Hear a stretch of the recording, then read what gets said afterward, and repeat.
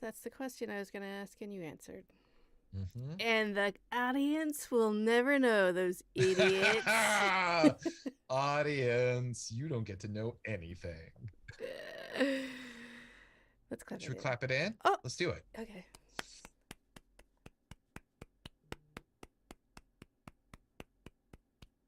What's up, everybody? It's On Fire Tonight with Josh and Tressa. We are here tonight to talk about Friday the 13th, the series, season 1, episode 13. That's Friday the 13th, the 13th. The golden episode. Yeah. It's going to be a sweet Halloween 1313. Do you know that song? No. All right, maybe it'll be our end credits now. Yep. And it is done. Yeah, so this episode is called The Baron's Bride. And I have no idea why it's called that because no one is called the Baron, nor does anyone take a bride. Bram Stoker wasn't a baron, was he? Not that I'm aware of, no. I mean, I don't know. Was 'Cause he a baron? He kept talking about how poor he was. Yeah. And Irish. and and newly married. I don't know anything about Bram Stoker. I said Stroker, Josh. Ah! I don't know about this guy. Do you know the Clarence Carter song "Strokin"? Uh-huh. Yeah, Maybe that'll be our end credit song now. Forever. Clarence Carter, Clarence Carter, Clarence Carter. Yeah, so this was crazy. It is crazy. There's a lot of stuff that goes on, and not all of it seems necessary. No. What? Josh, come on. It's a great episode. Okay, let's talk. Let's get down to it. The cursed object. Wait, I want to talk Hold about... on a second. Wait a second. Time out. We've got to give a warning for spoilers. Oh, yeah, do that, because if this is your first episode, you dum-dum, you better not listen before you watch it. Yeah, what she said. You're back. Let's go. If you haven't watched the episode yet, but wish to and don't want spoilers, this is your only warning. We're about to spoil the episode by talking about it, so you could pause this, watch that, come back. You're back. Welcome back. Dum-dum. Hey, what the fuck is going on with Jack? Like, they're really pushing him out of these episodes. He, starts... he starts... kind of the episode leaning over a bed, and at the end of the episode they come back to him and he's still in the same position after multiple days. I'm sure time is different when you have a magic brooch, but still, what's going on with Jack? I miss Jack. You know what? It's called showmanship. You leave him wanting more. Well, he has. And Jack Marshak, the magnificent Marshak, trained stage magician, he knows when to make an entrance, an exit, and all the rest. So, some lady, right? Uh-huh. Her husband just died or some crap. And Jack and Mickey and Ryan are going to go visit her because her husband bought a cursed cape. Which I think that... they don't know what the cape does, but Jack believes that it makes you irresistible to women. That it does, my friend.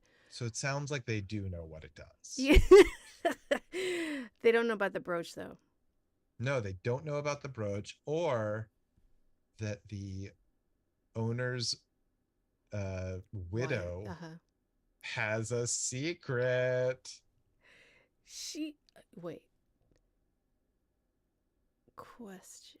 Oh, yeah, I know what I was going to say. Didn't Mickey talk about a cape at the end of the last episode? Where she was like, Jack, I think we really need to check out this cape. Something like that. I think so. Yeah. I think that's right. So this is the two-parter episode is what I'm saying right now. That first episode. It's like, I mean, in a second, okay, so like all of these are kind of standalone episodes, but it's nice to have some sense of continuity. Uh-huh. They'd never done that before, and I thought it was Mm. adorable. That's all I'm Yeah. saying. Although we do have like shout outs to previous episodes when we've seen stuff in the vault that Mm-hmm. has already been, you know, Vaulted. been vaulted. Yeah. So yeah, so they're on their way to go find the current owner of this cape. Jack is like, you better be careful. Like, this woman might not want to give it up. Like, I don't know what he knows Well, that he's not telling. And then Mickey is like, but why should we worry? Her husband died. yeah, she probably killed him, dummy. So, so we've got a lot of strange dialogue from our main heroes. One is, I don't know anything about these people, but I do know we better be very, very careful about this. And then Fair. Mickey's like, there's no reason to be afraid of a single woman. Yeah, sexist. What the hell? Women What can the murder fuck? people. Mickey. So while they're driving over there, some hapless idiot goes to the house to rent a room. There's a sign out front that says room for rent. Uh-huh. I mean, he called ahead. It's fine. And he's like, hey, I'm here about the room. And she's like, okay, cool. Come on in. My husband died. And then she's like, check out As this you do. room. And by the way, it's the afternoon when the guy arrives. The sun is out. Yeah.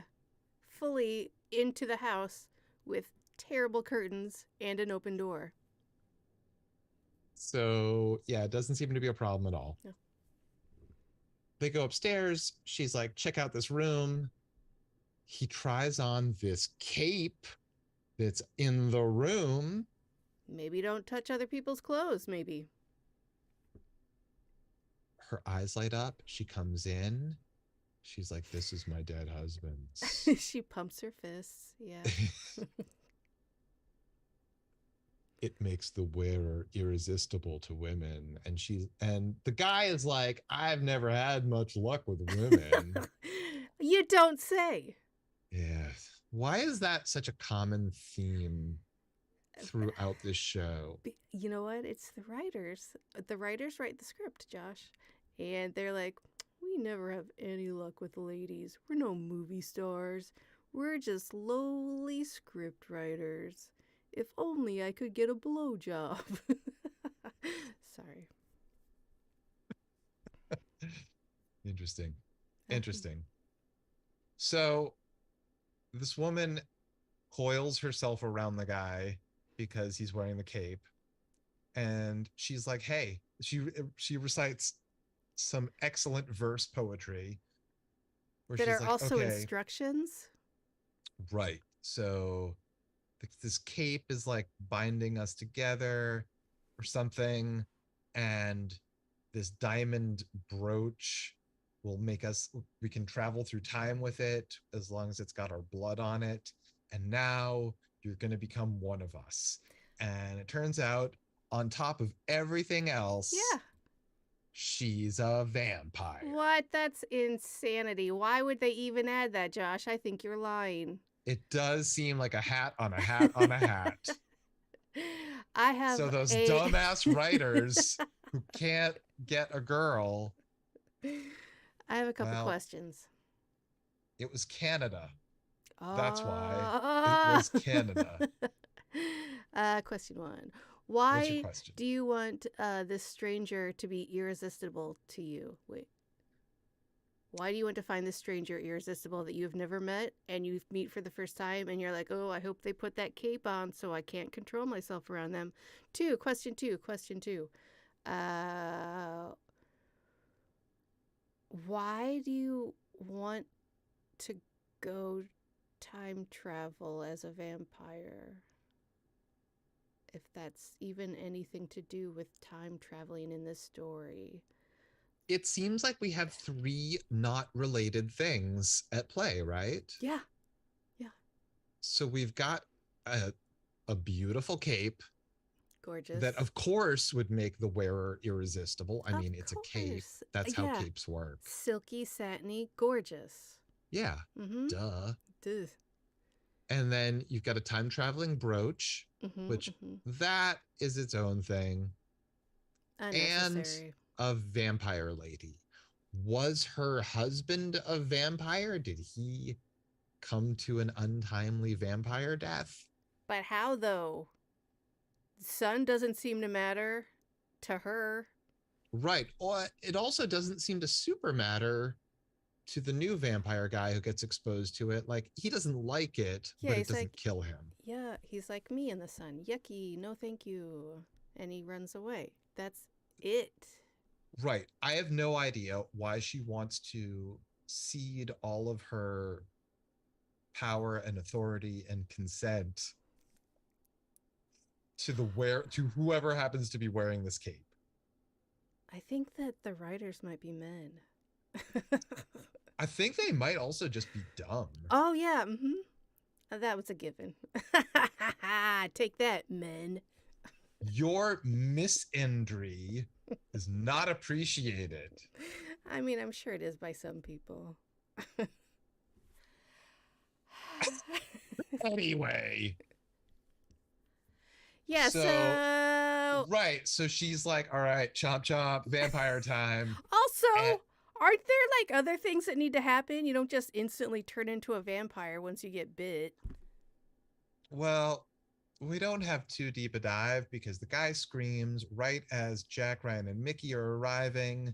They go running into the house, wrestle with the vampire lady. Ryan, I guess, runs out the back door and back up the stairs with the room for rent sign that he uses as a stake on her. Smart. Mickey has made eye contact with our brand new vampire guy. She is now his thrall. She is enthralled. Nice. And Ryan goes to try to like get her free. There's blood dripping from the vampire's brand new bite onto Mickey, onto the diamond brooch. No? The vampire lady slashed Mickey's face and it was bleeding. Oh, so interesting. So they both had little blood droplets on the brooch. And Ryan's like, no, I'm going to touch you guys for a really long time. Stop it. And then they disappeared. And then, like a backwards Wizard of Oz, it's black and white. Hooray. They have gone magically back in both space and time. It's London in 1875, governor. Shine your shoes, clean your chimney. You know what? There's not There are enough Victorian urchins running the streets, bobbies with whistles. What else? There's like a guy conveniently selling a newspaper so that they have the place and date immediately. Yeah. And then the random first two people. I say there, boy. Get me the biggest goose in the window. That's right. Bigger than you. If you come back with too small a goose, I'll have you flayed. Yeah. And then So then newspaper guy, he kicks rocks and leaves because they don't have tuppence to pay him. Right, at a quarter, and he didn't know what that was, which is fair. Right, because they did not have decimal money back then. Or fractional? Well, yeah, I mean, it was fractional, but it wasn't decimal. So, like right now, the pound is, you have like 100 pence in a pound. But back then, you had like some weird made up fractions that were like uneven. Anyway, so yeah, they didn't know what a quarter was, and the guy leaves. And now there are two people that have just walked right in front of Mickey and Ryan. Mickey and Ryan are like, hey, strangers, let's be best friends. And they're like, we're Irish.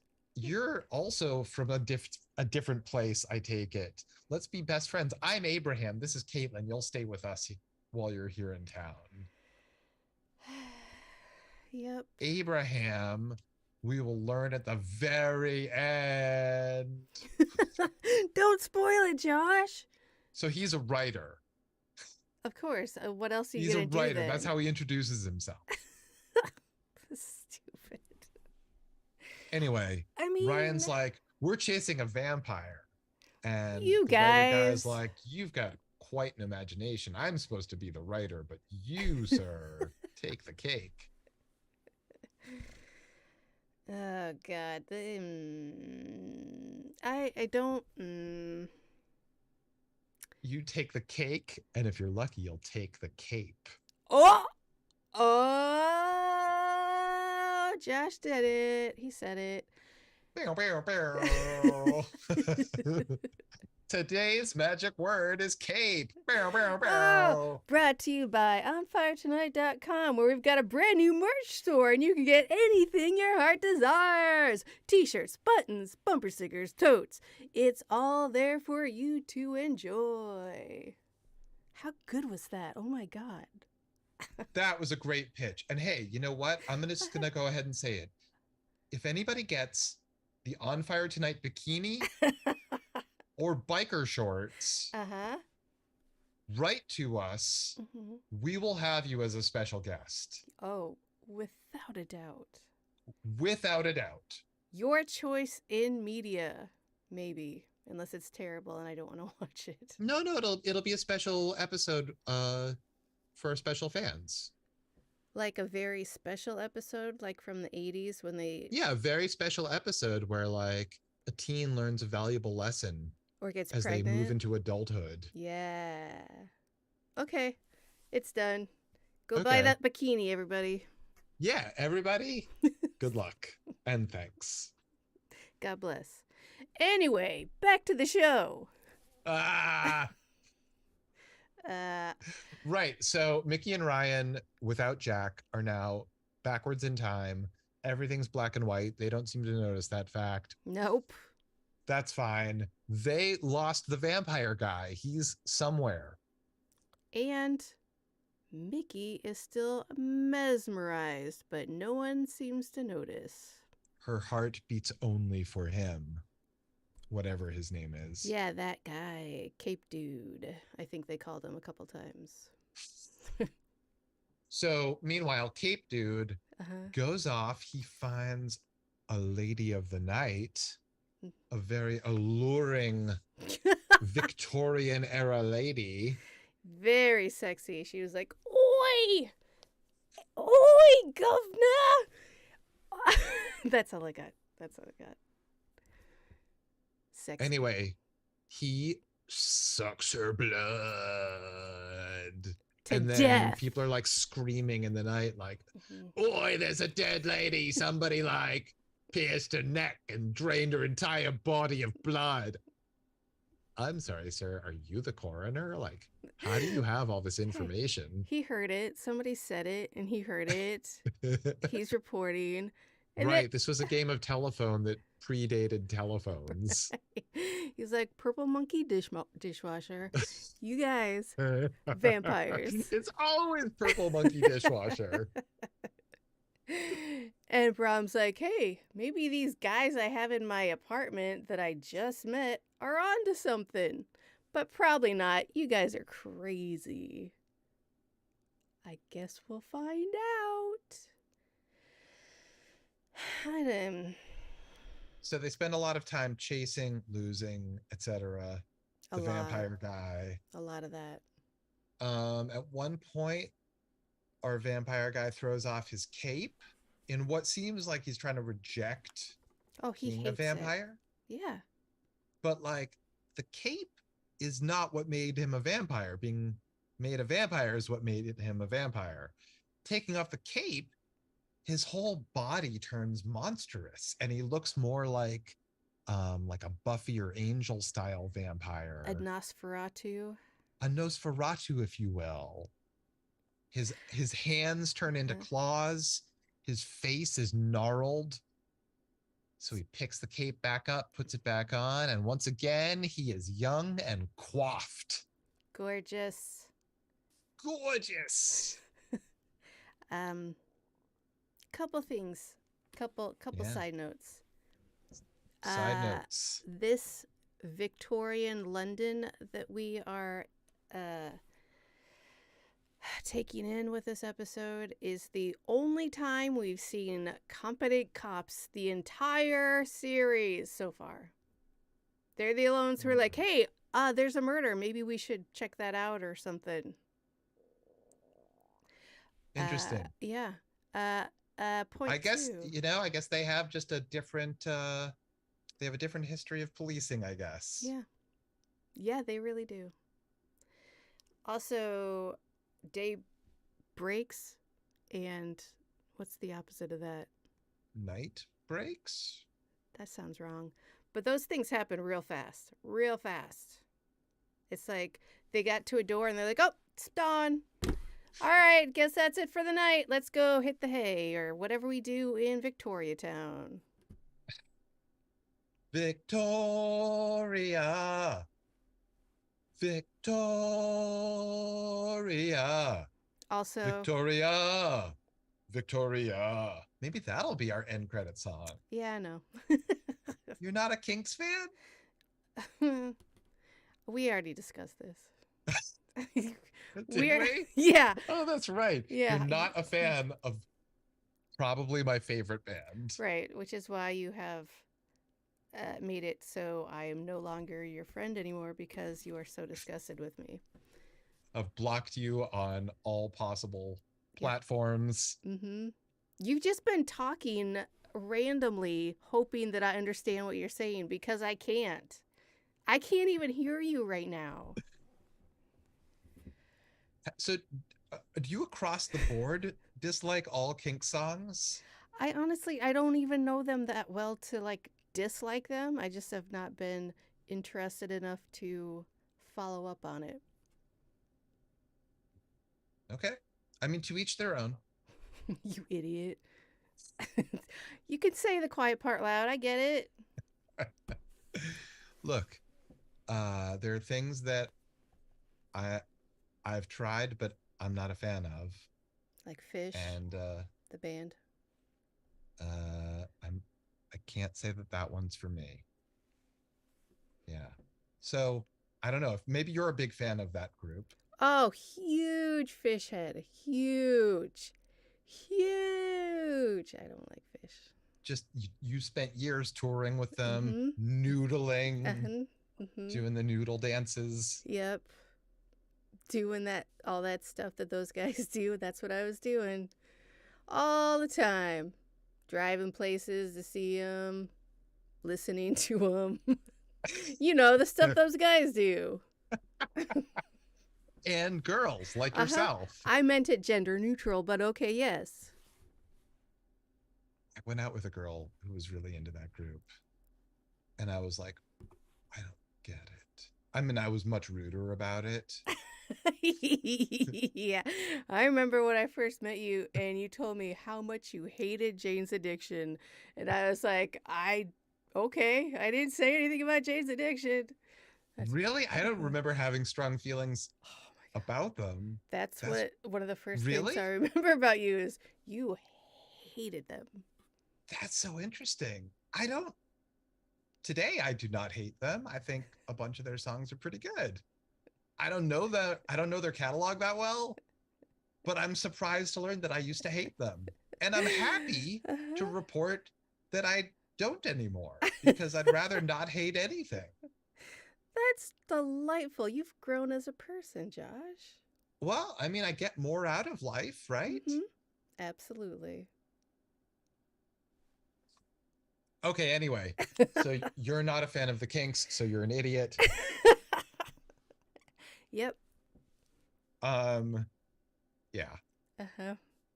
Although last episode listeners found out you knew all about Shibari. So who knows? Listen, if you want to join my class, you can sign up on my Patreon. I will teach you so many knots. Right Uh, now, hold on a second. These are just sailing knots. shut up, Josh. When I was a little kid, I tried to teach myself like 1,001 sailing knots. Did you have a book called 1001 Sailing Knots? Is Of that why? course. Yeah. I mean, I think it was actually like 10,000 sailing knots. That's nice. How many did you learn? Like none. I not only did I not learn like a million awesome knots, Uh-huh. to this day, I tie my shoes with 2 bunny ears. To this day. That's how I tie my shoes. I'm a middle-aged man who never learned how to tie his shoes any other way. Hey, why fix it if it ain't broke? Josh, good on you for still tying your shoes. That's all I'm saying.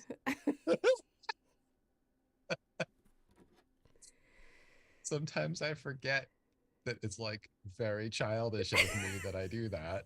That's just a fact. I mean, you could just say that you're making 2 loops and tying those loops in knots, and it would be the same thing. Right, but like I assume that you do it the like other way that I don't even know what it is. The fancy adult way Yeah, the that fancy adult way. that we all learned in gym class in 8th grade. Yeah. After that one health class that we had to get permission slips to go to. Yeah, what do you think we learned there? Shoe tying, periods. That's it. Shoe tying periods. Mm-hmm. All right, so wait. 25 minutes ago, you said something about the Victorians, and I started singing the Kinks. I don't remember. Victoria.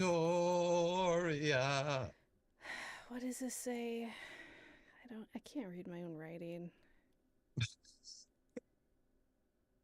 All right, I remember what it was. Okay. So we got Guy that's handsome because he's got a cape and irresistible. We got Mickey who's like, yeah, I'm just gonna go see what's up. I mean, it's cool. I don't really like him or anything. I'm just gonna go see what's up. And Ryan's like, I don't think that's a good idea. And Abraham's like, yeah, I'll follow you or whatever. And then Mickey gets there and she's like, I'm mesmerized by you.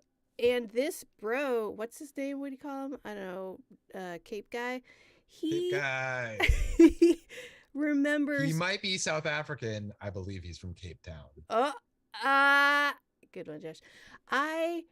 He remembered this widow's little poem word for word and is like, okay, we've been here for a few days. Okay, granted, I have a terrible memory, but this happened like 30 minutes prior and I couldn't remember what she said. And this guy went through trauma and remembered the exact words, the exact poem to use to get He only went through carotid trauma. Yeah, the awkward verse is like I don't remember it word for word. He went to go rent a room. Before he knew it, he was irresistible. He was a vampire, and then he traveled through time. For some reason, Mickey seems to be the only living woman who is like completely mesmerized by him. Why aren't all women mesmerized by him? Also, would it work for a woman to wear it? Would only women be mesmerized by that woman? I'm asking or is for it a like, friend.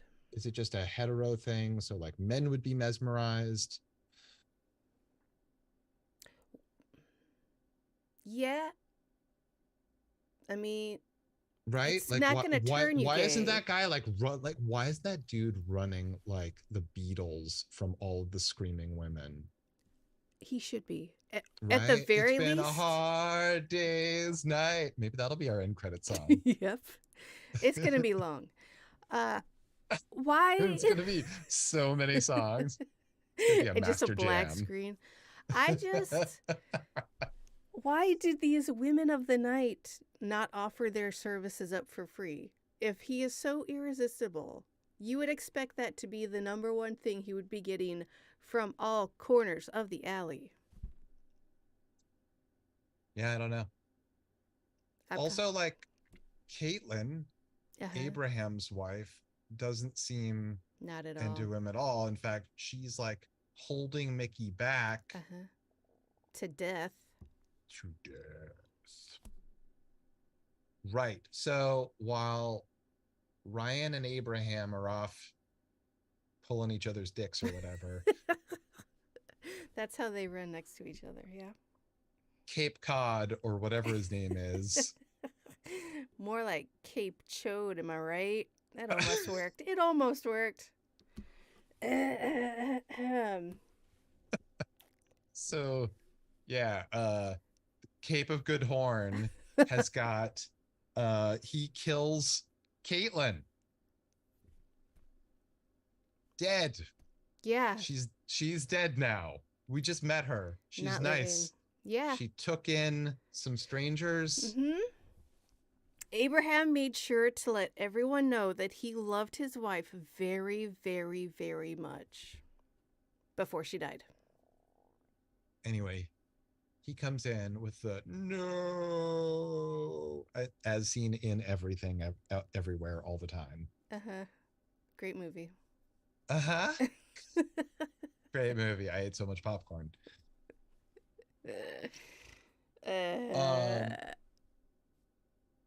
Anyway, Mickey is like, I love him.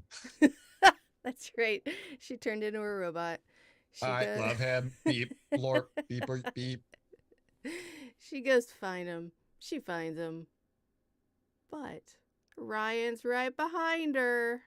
Mm-hmm. And the fights or scuffles, and then Abraham come and stakes him or something. I don't know. Some heavens. Yeah, Abraham. And you know what? The fearless vampire killer. Maybe that Bad Brains song will be our end credit music. God damn it. It's getting really long, Josh. Are you going to make a mega cut? Yes. You know, something that like they would play for like cheerleaders. Yep, I know what that means. Like a super mashup. You know what I mean? Yes. You know what I'm talking about? Yes, but if your reference point is cheerleaders, I'm a little bit I understand a mega cut. Full stop. I think that high energy mashups are their stock and trade. I believe you. Look, I watched the movie Bring It On. I don't know about you. And I believe they did one song at a time. It was the full song. They didn't have a mega cut, Josh. There's that. No, because like they had the same. There was like a different cheer squad that had the same exact thing because like they bought the routine from the same guy. Prepare for total domination. I don't remember. I just assumed. Oh my God. It's got all of your favorites. It's got Kirsten Dunst. Eliza Dushku. Eliza Dushku from Watertown, Massachusetts. Of course she is. Who else? Which is outside of Boston. Oh, so she might know about the tunnels? Well, not likely.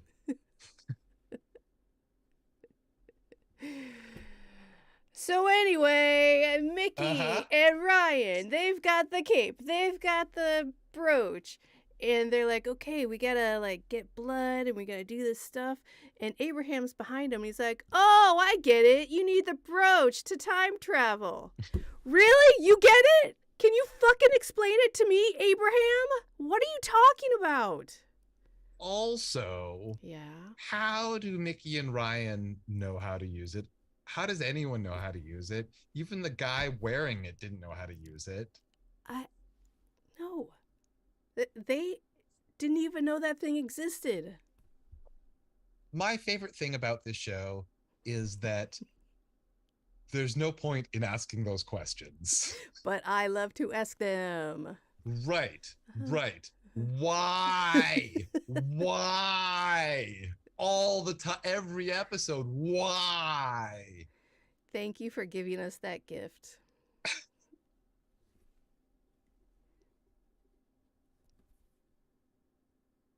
So anyway, they transport back in time. They show up, and Jack is like, "Hey, you're back." And then It's like, you watch the show, you're back. He's in the same exact position when they left him. He's just been fucking that bed. right, it's like freeze tag. He had to just hold that position for days on It's been a end. week. Uh-huh. So he's very disappointed in these um B minus time travelers and their lack of knowledge and training. As though, I'm sorry, Jack, have you been training for this your whole life to go travel back to a very specific time and place and observe it correctly While as being opposed chased to by a vampire? Come on, Jack. I'm going to be thinking solely about what streets I'm on, what the streets are made out of. Jack, get the fuck out of here. I love you. Please don't ever leave. Honestly, I really wish that they'd shown up at a different time and place. Like, this really seems like The an future? opportunity. What? The future? The far-flung future, the further past. Uh, Maybe just like a week earlier, but a totally different place. oh, it would have been so much easier and less annoying to watch. Well, because here's the thing, right? Yeah. Like, you've got cursed objects and you don't know how they work. This seems like a perfect opportunity to have, like, it's like Quantum Leap. It's like it's like Quantum Leap and The Greatest American Hero combined. Because the greatest So in American hero was cursed by Satan? no, in Greatest American Hero, like, I think that the costume, the superhero costume, was like from Aliens, Yeah. but they never got like the directions for it. Yeah. So like they just stumbled their way through, like, not knowing how to use this thing. Which is great comedy genius. Yes. And in this show, it's just like, Yeah, why have that gift we've given ourselves? Mm. Fuck that. Because truly not knowing how to use the thing that is the most important thing Yeah. is a gift. That's a gift. I could not agree more. So fun. So fun, you guys. Let's play. Instead of. Anyway, All right. anyway. So Jack is like, "Hey, that guy you met, his name was Abraham." And they're like, "Yeah, that's right." He was like, hold on, I gotta make a phone call. Hey! Hey, it's your cousin, Marvin Stoker. Boy, have I got a sound for you! I just thought of that just now. I'm pretty smart.